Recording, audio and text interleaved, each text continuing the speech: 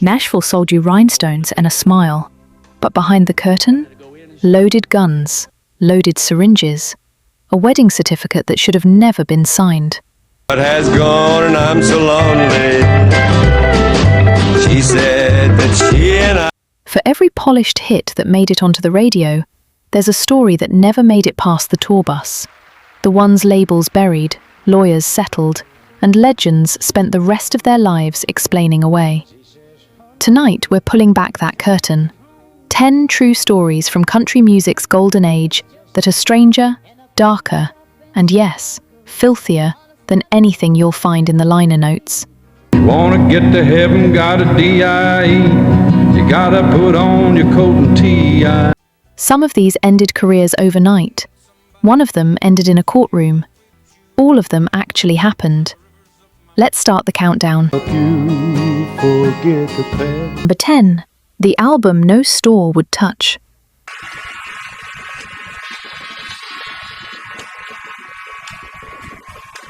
Picture a merch table outside a David Allan Coe show, not selling t-shirts, selling a cassette in a plain sleeve, no logo, no label name printed anywhere on it. That's because no label would put its name on it. Coe was already country's most unrepentant outlaw by the late 70s. But in 1978, he cut an album so explicit, raunchy, profane, and in places genuinely ugly, that mainstream distributors wouldn't go near it. So Coe didn't ask permission. He funded it himself, pressed it under his own tiny label, and moved it the old-fashioned way. Mail order through biker magazines, and a folding table by the exit door of his own concerts. It sold anyway. For over a decade, fans who wanted the real David Allan Coe couldn't find him in a record store. They had to know a guy, or catch him live and buy it in cash. Here's what most people missed. This wasn't a leak or a scandal that got out. Coe built an entire underground revenue stream on content the industry refused to legitimize. And country music let him keep doing it for 15 years, because as long as it stayed off the Billboard charts, Nashville could pretend it didn't exist. Out of sight, out of mind. Up next, a feud that didn't stay quiet, because this one ended with a bullet in the wall.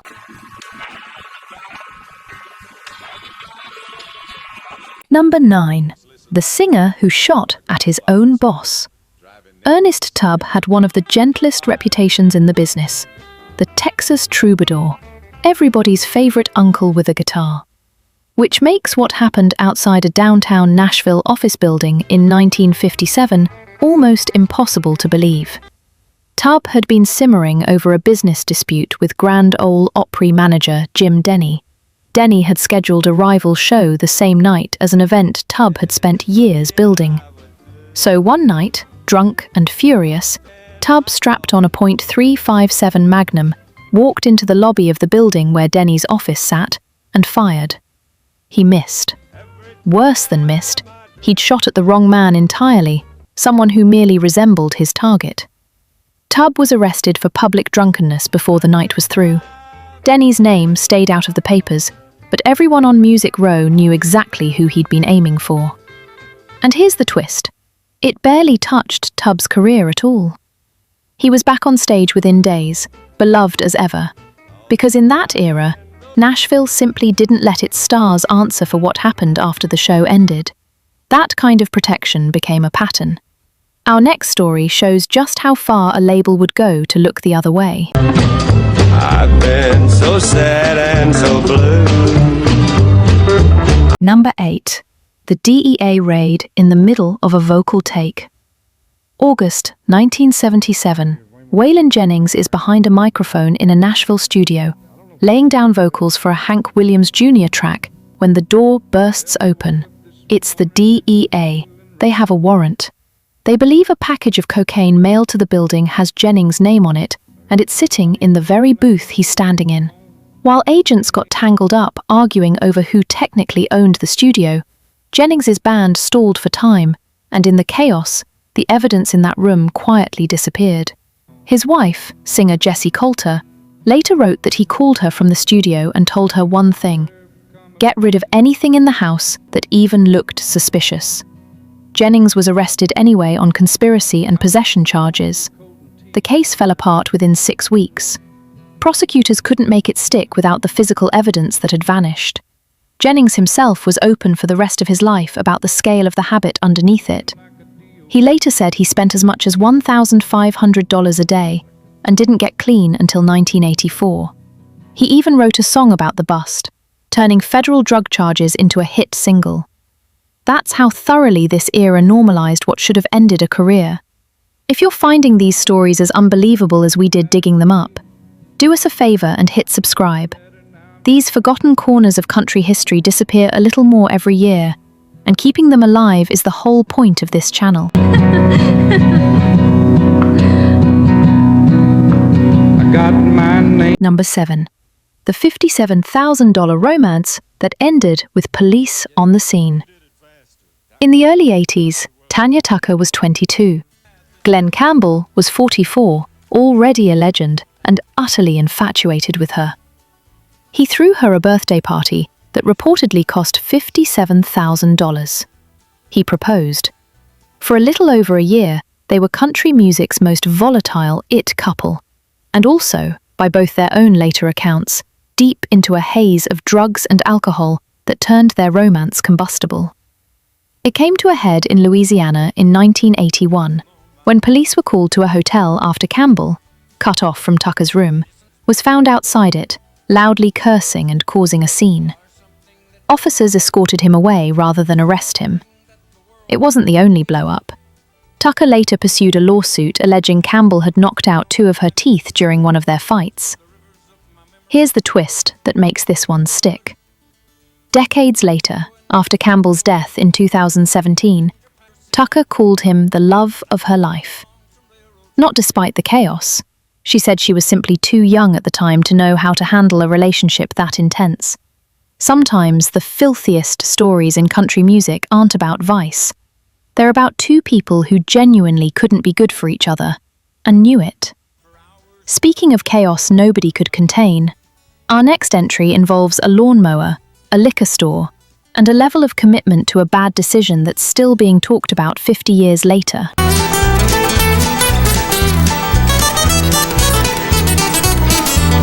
Number 6. The 10-mile lawnmower run.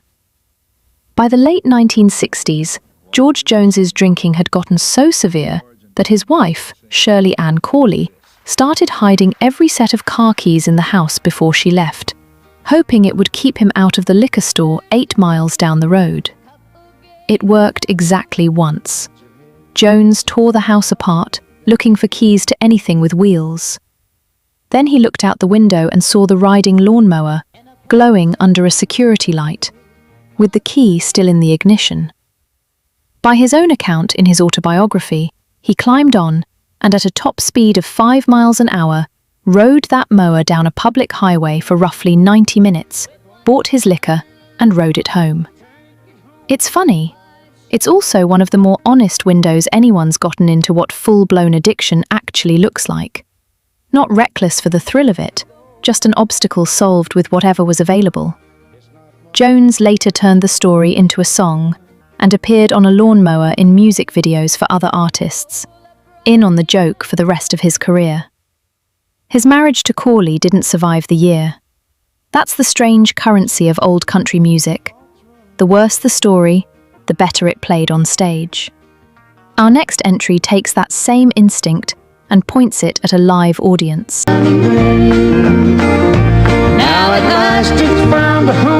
Number 5. The night a singer assaulted his own fan base. Farron Young, the singing sheriff, one of Honky Tonk's biggest stars for over. Number 4. The award that went up in flames. October 13th, 1975. The CMA Awards. Charlie Rich, the reigning Entertainer of the Year, steps up to announce who'll take the trophy from him. He'd spent the hours before showtime backstage, drinking heavily. By the time he reached the podium, he was visibly, unmistakably drunk. He fumbled the envelope open, read the card, and then, instead of stepping back, he pulled a cigarette lighter out of his pocket and set the card on fire, live, in front of the entire industry, before announcing the winner. My friend, Mr. John Denver. Nobody has ever confirmed exactly why he did it. Some read it as protest. Traditional country stars had grown resentful of pop crossover acts dominating awards that once belonged to Nashville's own. Whatever the motive, the fallout was real. Rich never appeared on a CMA stage again, and it's widely considered the moment that ended his run as one of country's biggest stars. One drunken 10 seconds, permanently written into the genre's history. But even that pales next to what's coming next. A secret one artist tried to bury that instead defined the rest of his career. Rich.